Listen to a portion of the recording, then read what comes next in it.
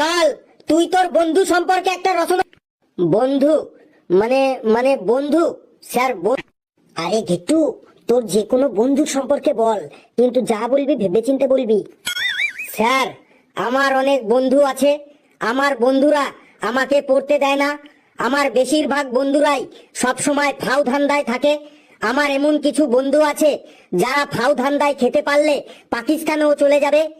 আবার আমার এমন কিছু বন্ধু আছে যারা আমার ব্যাগের থেকে কলম, পেন্সিল, রাবার চুরি করে নিয়ে নেয়, এমনকি আমার টিফিনটাও চুরি করে আবার আমার এমন কিছু বন্ধু আছে যারা মিষ্টি মিষ্টি কথা বলে আমার কাছ থেকে টাকা কিন্তু সেই টাকা আর ফেরত দেবার নাম করে না। টাকা চাইতে গেলেই উল্টে আমাকে মারতে আসে। আমার বন্ধুদের নিয়ে আমি গর্ববোধ করি, কারণ আমার বন্ধুদের ফালতু কাজে ডাকলেও ওরা চলে আসে দল বেঁধে।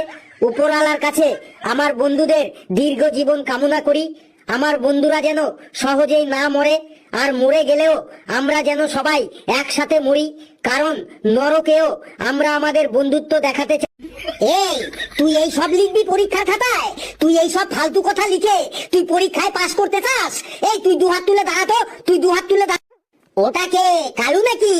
কালু তুই দাঁড়া, তুই বল মদ্যপান আমাদের সমাজের একটি অভিশাপ, এই নিয়ে তুই একটা রচনা বল। লেবু রে, মদ্যপান মানে আবার কি রে?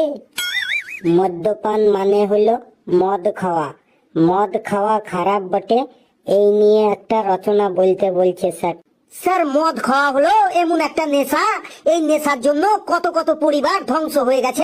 বাহ, ভেরি গুড ভেরি গুড, তারপর বল। স্যার, মদ খুব খারাপ জিনিস, তাও মানুষ মদ খেয়ে টোল হয়ে পড়ে থাকে। খাবার খাক বা না খাক, মাতালদের প্রতিদিন মদ চাই চাই। মাতালরা সব সময় মাটি পছন্দ করে, কারণ আধা বোতল মদ খাবার পরই তারা মাটিতে লোটাফুটি করে। আবার কেউ কেউ ড্রেনও পছন্দ করে, কেউ কেউ আবার রাস্তার ধারের গর্ত পছন্দ করে, কারণ মদ খাবার পরই তারা ড্রেনে পড়ে থাকে বা গর্তে পড়ে থাকে। মাতালরা যেখানে বেড়াতে যাক না কেন, ঠিক মদের দোকান খুঁজে বার করে ফেলবে।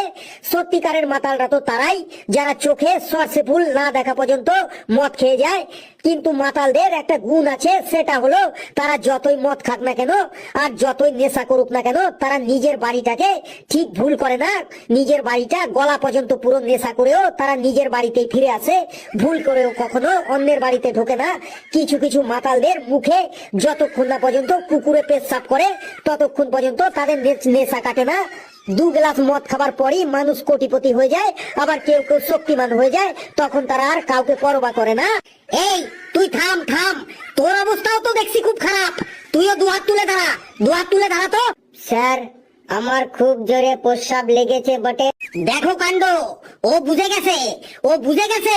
ওকে এবার পড়া ধরবো, আর ওকে পড়া ধরবো বলেই ওর প্রস্রাব লেগে গেছে। তুই কি শুধু পায়খানা প্রস্রাব করতে স্কুলে আসিস লেবু? না স্যার, পড়া তো করতেও স্কুলে আসি বটে। বেশ, তাহলে তুই দাঁড়া। তুই কলকাতা মেট্রো রেলে ভ্রমণ নিয়ে একটা রচনা বল।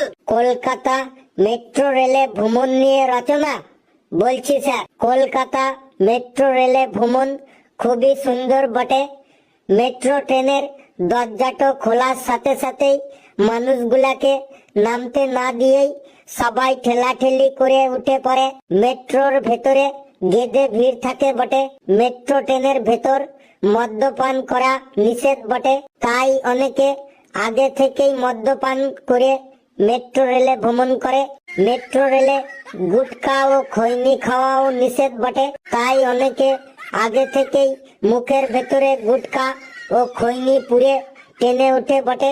মেট্রো রেলে সিট পাবার জন্য কিছু লোক এমন ভাবে লড়াই করে, যেটা বিধানসভা বা লোকসভার সিটের জন্য কেউ এত লড়াই করে না। মেট্রো রেলের ট্রেনের বাইরে ও ভেতরে অনেক ছিলামিয়া আছে যারা নাচ গান করে ফেসবুকে রিল বানায় বটে। হ্যাঁ, আমি বুঝে গেছি তোর কতটা জ্ঞান। তুইও ওদের মতো দুহাত তুলে দাঁড়া বটে।